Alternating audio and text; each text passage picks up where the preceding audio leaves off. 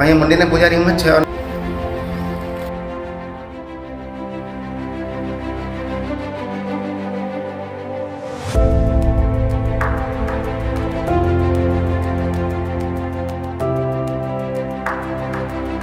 Welcome back to my YouTube channel guys. તો આજે અમે જવાના છે મહાદેવજીના મંદિરે, ગઢઈ મહાદેવજીના મંદિરે. અહીંયા તડકેશ્વર તો આવલા જ હતા, તો હવે ત્યાં 10 જ કિલોમીટર છે, તો અમે ત્યાં બી ફરી આવીએ. તો આ બ્લોગ બનાવી રહેજો તમે. ચાલો તો ત્યાં મળીએ.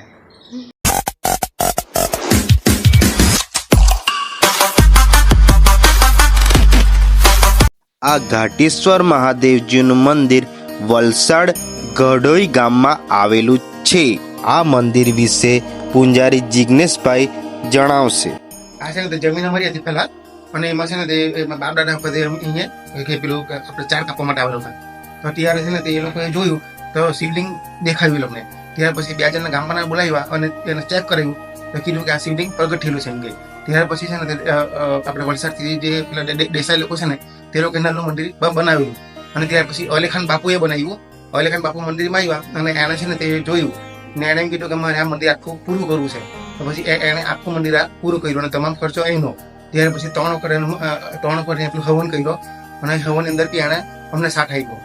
અને 3 દિવસ માટે ભોજન બી એણે કરાવ્યું. અને શિવરાત્રીમાં બી છે ને તે ઘણા લોકો અહીંયા આવે છે, અને અહીંયા શિવરાત્રીમાં બી ઘણા લોકો અહીંયા આવીને પૂજા બી કરે છે અને ગરદી બી ઉઠાય છે. અને ત્યાં ગંગાજી જે છે તેમાંથી નીચે પાણી નીકળે, એ પાણી ત્યાં લોકો કુંડ છે, કુંડમાં નાખીને પછી આવે અને મંદિરમાં દર્શન કરવા માટે આવે. અને આ શિવલિંગ છે 200 વર્ષ જૂનું છે. અહીંયા વિધિ માટે બી બધા ઘણા આવે છે. અહીંયા અમાસની વિધિ કરે છે, લગ્ન ચાંદલા બધું અહીંયા કરવા આવે છે અને બધાના કામ થાય છે. અને મહારાજો બી અહીંયા વિધિ કરવા માટે આવે છે. તમામ લોકોના કામ અહીંયા થાય છે. અહીંયા બાધા બી ચડાવે છે. બાધા રાખે ત્યારે એમ કે અમારા કામ થવું જોઈએ, તો કામ થઈ જાય ત્યાર પછી બી લોકો અહીંયા બાધા ચડવા માટે અહીંયા આવે છે. અને અત્યારે કાલે બી વિધિવાળા આવેલા હતા, એ લોકો બી કામ થયું અને લગ્નવાળા બી અહીંયા આવીને લગ્નવાળા બે લોકો કામ પૂર્ણ કરે છે. અહીંયા મંદિરના પૂજારી એમ જ છે, અને બીજા બી છે પૂજારી, એ લોકો અહીંયા નથી રહેતા, બહાર રહેતા છે. અને એ લોકો એમને કીધું કે તમારે અહીંયા કરવાનું.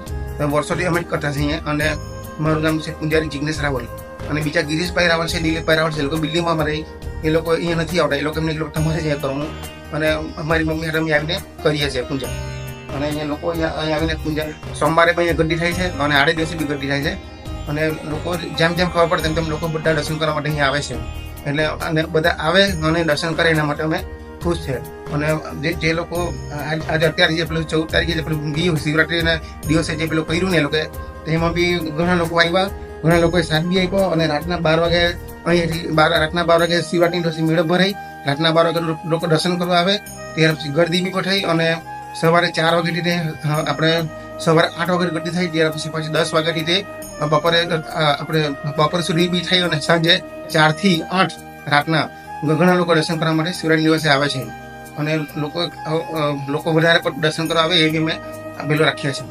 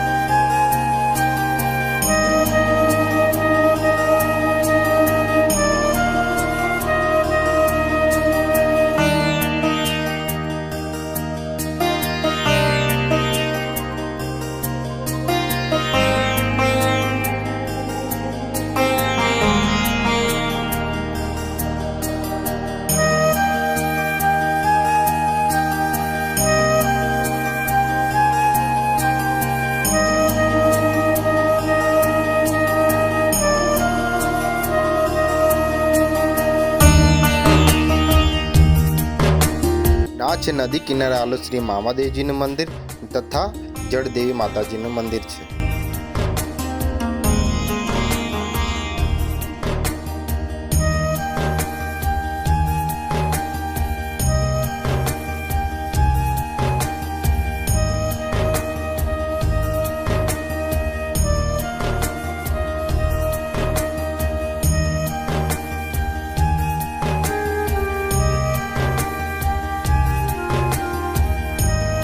ભાઈઓ તથા બહેનોને નમ્ર વિનંતી કરું છું કે અહીંયા જગ્યા જબરજસ્ત છે.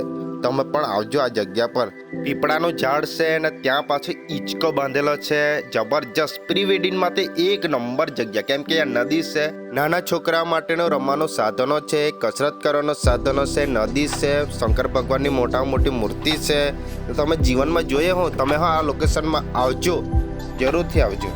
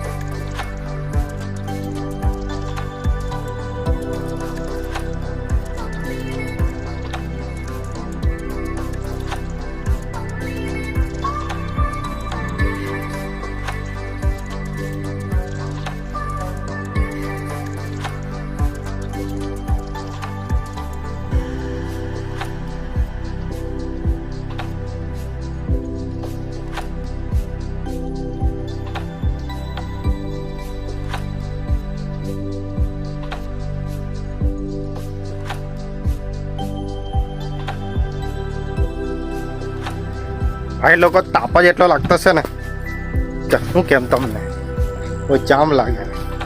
આ કુંડ છે એવું લાગે, જુઓ તમે, મસ્ત પાણી આવતું છે. કુંડ છે, આ નદી છે.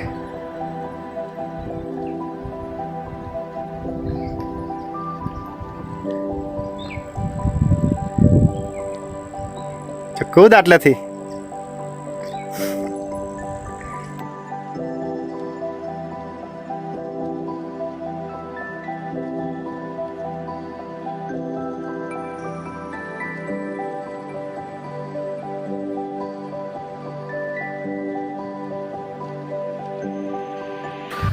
જો તમને આ વિડીયો ગમ્યો હોય તો લાઈક કરો, શેર કરો અને સબસ્ક્રાઈબ કરવાનું ભૂલતા નહીં.